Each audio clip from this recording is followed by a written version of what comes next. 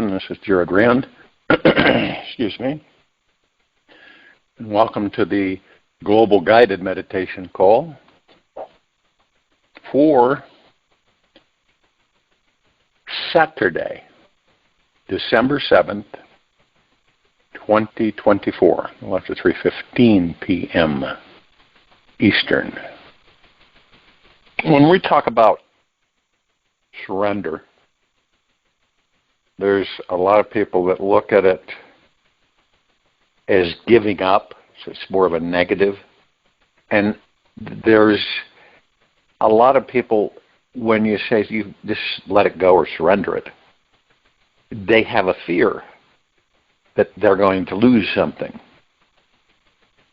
And so they actually pull it in closer than surrendering it. That's just the way the ego mind works.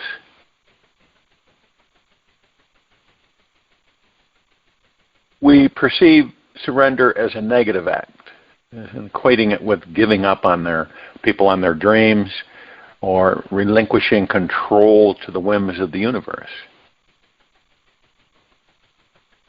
But this is all really, this perspective is equally misleading. See, our free will plays an essential role in shaping our future.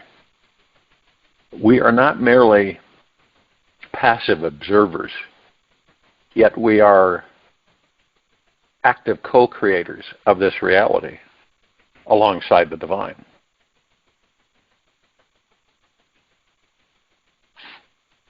Now, I've walked a spiritual path for about over 50 years, 55. And I was a real young boy when I started to. It came after when my father passed, and I was young. I was probably 12, 13. And it was interesting because at the time, my sister's husband, who was also military, we were going into the chapel where my father's body was in the casket. And as we were walking in, I just said to myself, why do I need to see an empty body? So I said to myself, there's no reason for me to see an empty body. So I turned around, but my brother-in-law, he pushed me back around and, basically guided me into the chapel room where the casket was. And so I looked at the body of my father, and there was nothing there. It was totally, completely dead. Which I knew that there was the God within that body was gone. We all can tell that. I mean, it's not some special awareness. And so I perceive things much differently as when a God is going to leave the body, and the body becomes basically inert, and it's just an empty shell. I talk with the God that leaves the body, not the body. That's why I never went to the cemeteries, because there's just all empty bodies. There's no gods there. There's no spirits or souls in those bodies. They're just empty. That life has been exhausted and the God has left the body. So it's like when my mother was passing, and she was sitting easy chair, and she said, "Oh, it's a shame it has to end this way." And I said to her, "It doesn't end." And she said, "What do you mean?" I says, you've believed that you're the body, and after the body, and her fear is that she didn't know what was going to come next. She had no clue. She's a Roman Catholic, and so that was a fear that she had. And I said to her, you're eternal, the God that's within that body. You're not the body, you're the God within the body. It's eternal. So this is a trip and a stay that's come to an end. And I think she kind of got it. There was a time where she was, in the morphine in the bed, and all of a sudden she stood up, clear as a bell, and started moving around, which was really strange. And it was like she was fine and everything was fine. And they said, no, you're leaving the body. Because of complications and everything, she said there was no way she was going to stay in that body. But she wanted to stay in the body, even though she was nearly 93. She wanted to stay in it. But she figured that there was no way that she could stay in it, so she was going to leave it. And she did. She left it. So when we look at, the fear, it's a fear of unknown for many of us. And this is the same way we perceive surrender, the word surrender. And I do look at it as it's not a destination or a momentary action. It's basically an ongoing journey. We're always surrendering. Always. And it never ends. The moment we stop surrendering to this life, the ego sneaks back in the driver's seat, deluding itself into thinking it is in control of the simulation. This is all of this is a simulation. Our lives are simulations. What we do are simulations. What we experience are simulations. Everything is a simulation. Now, one might say, well, why, what the heck, what, out of confusion. Because this is the way we learn. We experience. We're all divine perfection. So we move in divine perfection. We exist in divine perfection. And we know that we are eternal. Now, it'll be interesting to see how some of us view eternal after the bodies are immortal. I believe that many will learn a great deal of things by having an immortal body. They'll connect more with the God within them, which is immortal. Omnipotently powerful, supreme, immortal being that never dies. But see, when we're in body and we're threatened, all right, it could be anything. Threatened by some crazy being, we feel threatened, and so we immediately go into protection mode. Now, feeling threatened would be, you could be in a relationship, you feel threatened.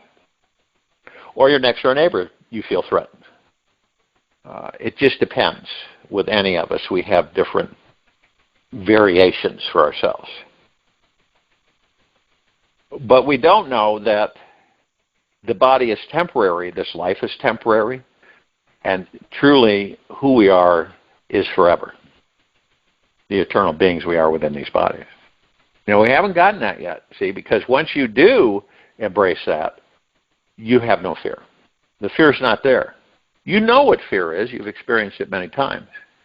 But to say that it's not front and center, okay? But there's not many people like that, but there are people who have been trained, right, in that arena to be just like killing machines. They have no fear. They have no remorse. See, so the body can be trained to do a lot of things without our awareness, and can be influenced in a lot of ways without our awareness. And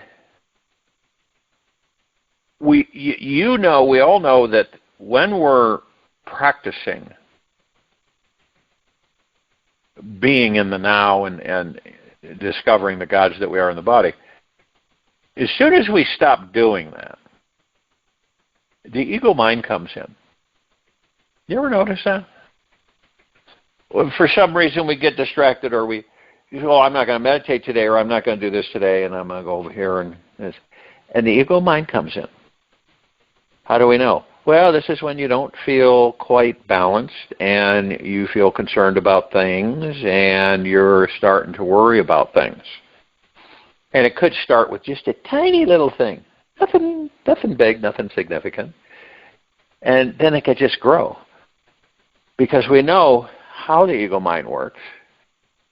And it's highly insecure, and it's never satisfied. Well, when you watch the civilization, you can see this. It's very apparent that we're never satisfied. Really, truly. And the only time, that we become satisfied is when we embrace the gods that we are, our spirituality, and our relationship with the pure consciousness of the God in the body that we establish. The more that we stay with the God that we are, the less we experience stress, anxiety, fear, and worry. Why is that? Because we know. We know we are omnipotently powerful, supreme, manifesting, abundant beings that never die. Okay? To make that, to bring in that comprehension, so you look at it and you say, okay, I comprehend that. Means that this body is a vessel that I take care of so that I can experience material physical life. That's what this is about. We're experiencing physical material life. Now, you would not experience material physical life if you weren't creating it. Make sense? If you aren't creating it, you're not experiencing it. See? So since we are constantly creating, it makes a lot of sense that what you're experiencing, you're creating. And it could be anything. Could be a little teeny thing over here, or something, wow, right? Or something, geez. And we don't correlate that. It's like we just kind of blended in with the ego mind with it. Instead of saying to ourselves, wait a minute, why did I create this to experience this? What is in it that I am learning? See, and when a lot of us don't do that, what we do is we become irritated, fearful, worried about certain things that we are challenged with in our lives. Now, is it true that we are being challenged all the time? It is on how we are immersed in the material physical world. Yeah, to certain degrees we are. You're challenged to wake up every morning, right? You're challenged to get out of bed. You're challenged either to be happy or to be sad. So we are, in a true sense, we're being challenged, but a lot of the times we don't know it because it's so subtle. We're being challenged on the direction that each of us have decided to go, right? And we all have different perspectives, so we all see things differently, which is pretty phenomenal. You know how boring it would be if All of us saw everything the same way. There weren't any variances or shifts. Someone looks at purple, loves the color purple. Someone else looks at purple, doesn't like the color purple. Okay? And so we make it interesting for ourselves. We continually create things that we don't know we're creating. That sounds kind of strange, but it's very true. Why is that? Because we are not aware, we are not cognizant of the fact that we are a God in a body. Truly so. Okay? We might have that feeling that yes, we are, but we have not communed with the God that we are in the body. We have not moved to that comprehension or that, let's say, meeting. We focus most of our energies outside of ourselves. So we create, right? And we create instances and situations. And those situations cause us to become distracted in a way so that we don't put our focus on the gods that we are in the body. So we learn, and so this moves us to an extent where we start to embrace the fact that, oh, I am the God in the body, and I want to meet the God in this body. I want to embrace the God in this body. Because that's where peace is, and that's where fear leaves us, anxiety, stress, worry, that's where it leaves us. We don't have it. Why is that? Because this world, this material physical world, comes with the ego mind. And when you watch, as a watcher observer on the planet, and you're looking at everything, you see it. This is not with judgment. You're doing it through your heart-mind. You see all this. You see the influence of the ego mind. Great teacher. Great learning experience. So you begin to comprehend why people respond the way they do in certain situations. Because they're always protecting their egos. They feel like they have to protect the ego. Which a lot of people would say, well, they're protecting themselves.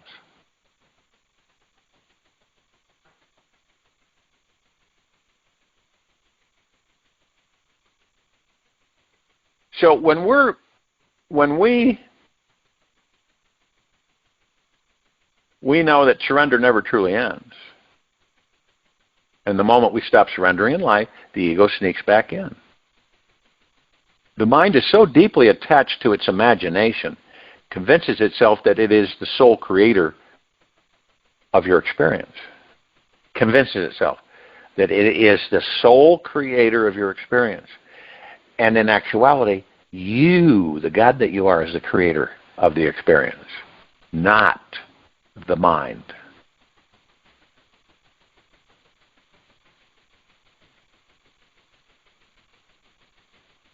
So yet, surrender is neither about giving up nor about doing anything. Say, it is a profound act of giving in, merging with the flow of life and aligning with the infinite wisdom of this universe. True surrender is a sacred practice of allowing life to unfold without resistance, without fighting life. Trusting that every twist and turn is perfectly orchestrated for our highest evolution. So this is a gentle art of surrender. It is at the heart of every spiritual path. When embraced fully, it opens the door to an awakening of like a Buddha-like clarity and peace, where the illusion of control dissolves and you experience life as it truly is, an extraordinary divine unfolding. Now, most of us don't realize that we fight life. We don't realize that, but instead of enjoying it, we're fighting it. Isn't that amazing? Which makes things much more draining for us.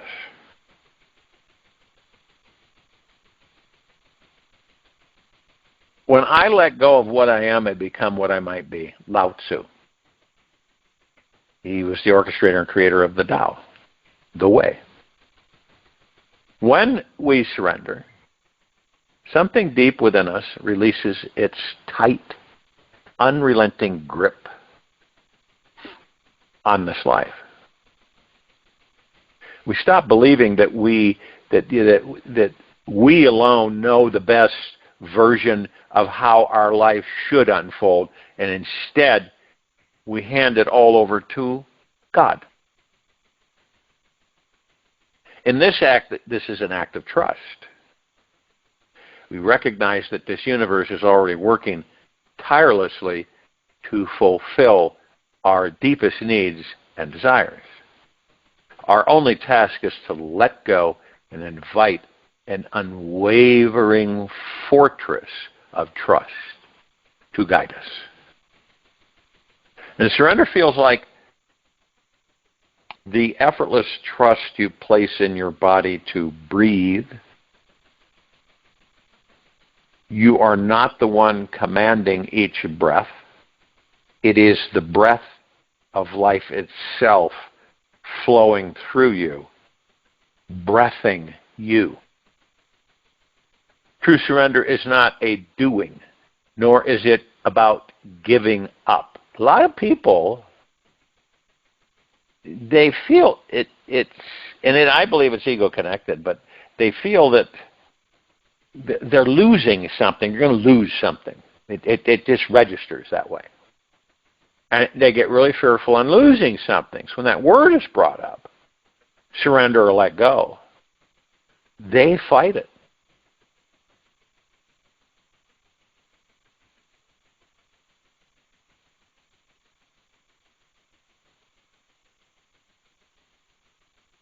It is a sacred act of giving in, emerging with the infinite wisdom of this universe. In this union, we discover the profound beauty of allowing life to unfold without resistance. We come to trust that every twist, turn, and detour is divinely orchestrated for our highest growth. This is the core of every spiritual path. And when embraced fully, it paves the way for an awakening of a Buddha-like clarity and peace, which means a deeply enlightened one. Deeply enlightened one, their direction is in the now. Their direction is in meditation. If you remember with Siddhartha, Buddha, the enlightened one, he sat under the Bodhi tree for a long time.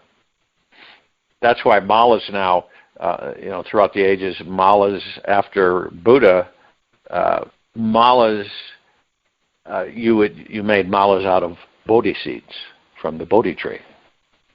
They still do.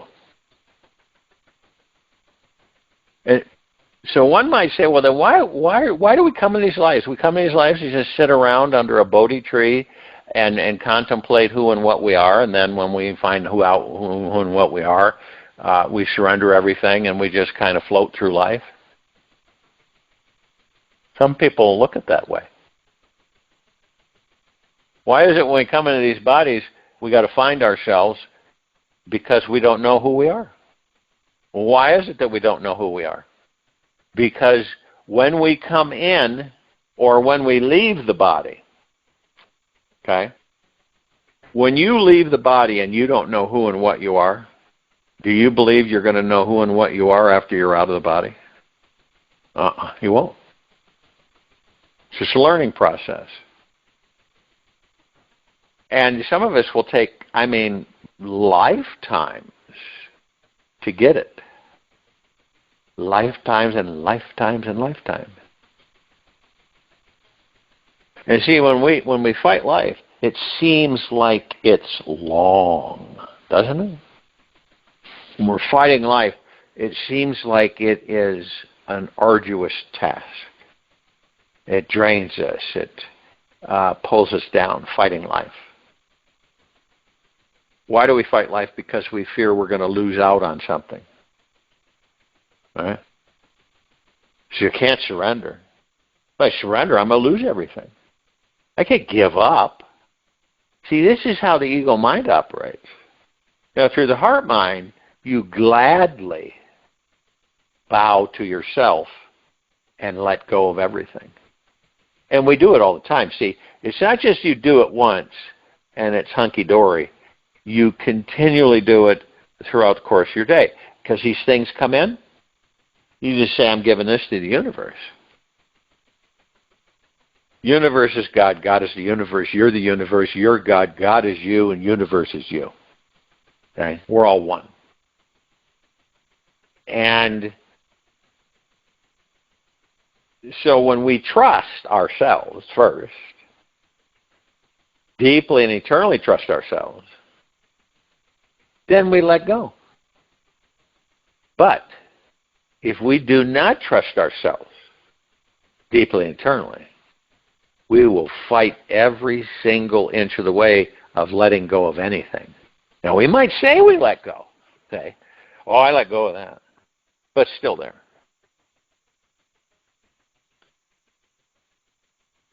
And it's like people will say, they'll be talking about a parent who's passed, right, that they had issues with growing up, interacting. And all those years later, they're carrying it with them. And you can always tell when they're angry, because when they talk about it, they're angry. See, and we all do this, so you surrender that. You make peace with it. You just let it go. It's not doing anything.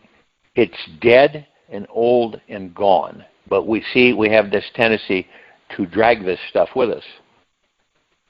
And it can really, really influence how we live our lives, how we view things. Doesn't it make sense to love ourselves rather than fight ourselves? To embrace ourselves rather than judge ourselves? It does, doesn't it? Does that make sense?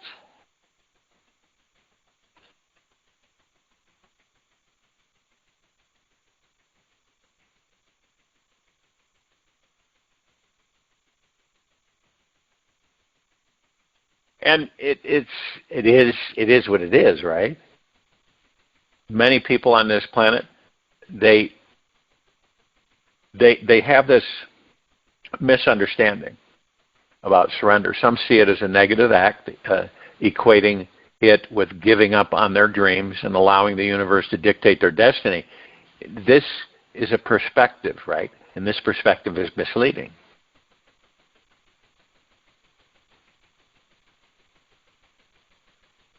See, and why does surrender feel terrifying for some people?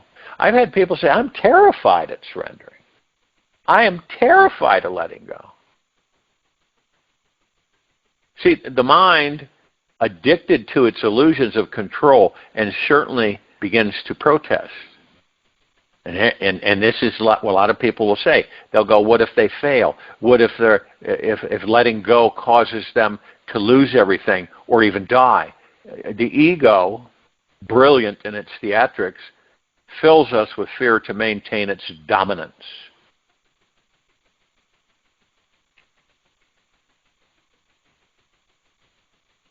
One might ask, well then, what is true surrender?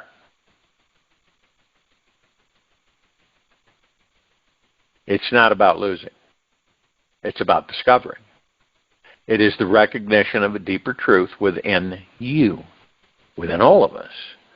A truth that transcends the limitations and fears of the ego. Imagine everything you know and believe being held within a small glass of water. Surrender is like pouring that water into the vast, boundless ocean. You do not lose. You expand. You merge with everything. What do you think the philosophers and the prophets, as we call them, these names, these labels, People, let's just put it this way. People throughout the ages who discovered by choice about who and what they are.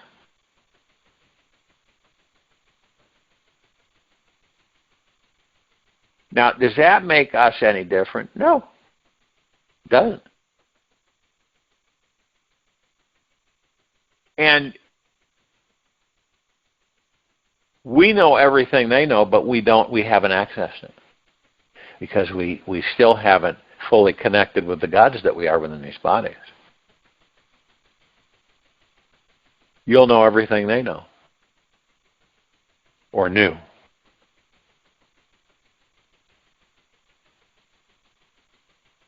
When we surrender, we open a door, and that door is enlightenment.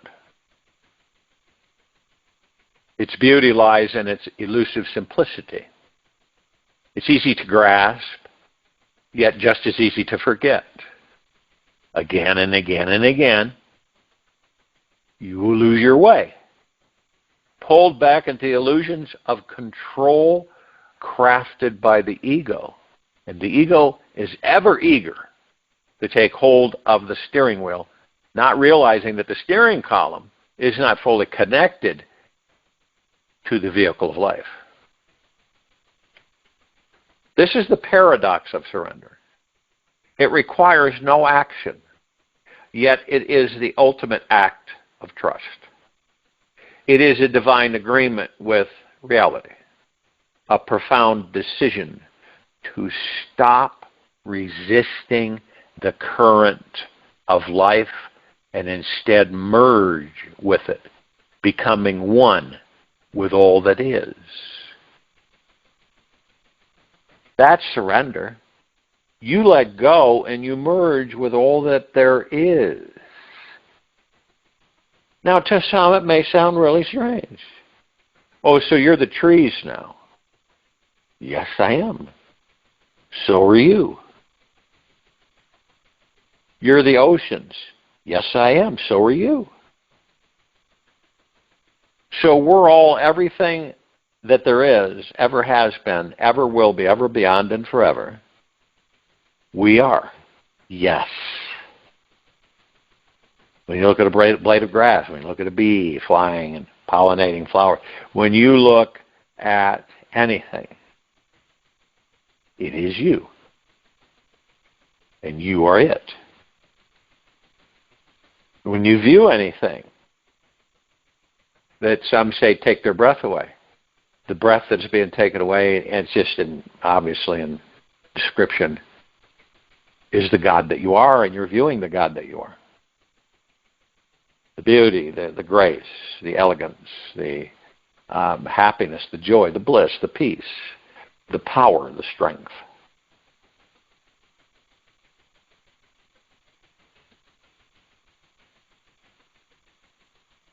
And see, when we decide, because every one of us decide, it's not about you being forced or it's you deciding.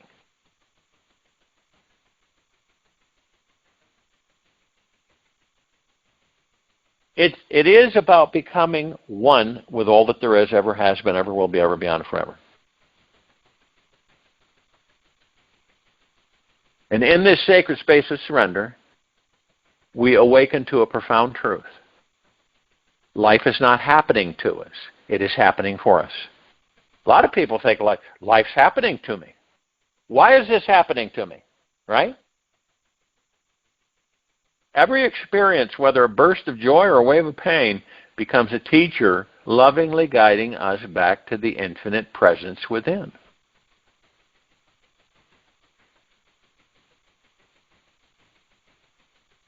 You walk through this doorway, okay? To surrender, you step through the secret doorway, leaving behind the struggle and discovering the vast ocean of peace, freedom, and enlightenment that has always been waiting on the other side.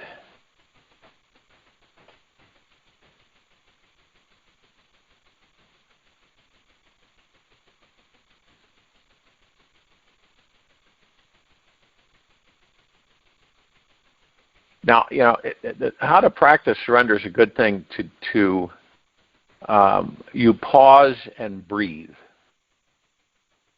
You ever done that? When someone's really excited, they're really getting upset and everything, you say, calm down, take a moment, breathe, just breathe. Don't forget not to breathe. And it helps, pause and breathe. In moments of tension or fear, pause, close your eyes, take a long, deep breath. Feel the tightness or resistance within your body, like a knot yearning to unravel. Allow it to soften, releasing its grip with each exhale. And then ask yourself, what am I holding on to? What am I holding on to? Surrender often begins with awareness. And the more aware we become, we reflect on what we are clinging to. Maybe it's a belief. Maybe it's a fear or expectation. Gently observe your mind without judgment. Now, you may find that the very act of noticing brings clarity and liberation. Another thing that many of us have issues with is trusting the unknown. Surrender requires trust, not blind faith. It's a quiet knowing that this universe is always working in our favor. Whisper to yourself, life is unfolding perfectly, even if I cannot yet see the whole picture. And another way to practice surrender is embrace vulnerability. To surrender is to open your heart. It invites you to step into the unknown with courage, allowing yourself to feel deeply and be moved by the mysteries of existence. Remember, your vulnerability is not your weakness. It is your greatest strength. And let the divine lead. Imagine handing over your worries and plans to this universe, as if offering them to a trusted friend. And visualize your burdens dissolving into the vastness of divine intelligence, knowing they will be handled with perfect timing and care. Now, we've been taught that miracles are rare, right? Miracles are rare. The miracle of surrender. They are the natural expression of a heart fully aligned with the infinite, with God, with pure consciousness. The moment surrender flows through us, life reveals its magic. Miracles become your daily companions. I've had a sign for years and years and years, carved out of wood. I got it years and years ago at a bin at a Sam's store. I was taking my mom into Sam's. And it says, believe in miracles. And it's all glitter gold and all this stuff. And every time I look at it, it reminds me that I am a miracle. Just like every single one of us are. Every waking moment, every moment that we exist in these bodies, we all are miracles. And that doesn't change. We always are miracles. And miracles become our daily companions. And challenges that once loomed large dissolve effortlessly. Like the morning mist kissed by the rising sun. In their place, you discover a profound sense of grace and ease, as if life itself is conspiring in your favor. So you surrender to both endless and ever beginning. It arises in the instant you stop resisting the current of life and allow yourself to be carried by the divine. In other words, you float. You don't swim. The sacred river of existence flows not around you, but through you, carrying you to a freedom so expansive it cannot be contained by the mind at all. And in this enlightened state, we align perfectly with the pulse of creation, and we rediscover the pure joy of simply being. Join you in the meditation. I'll return to close us out.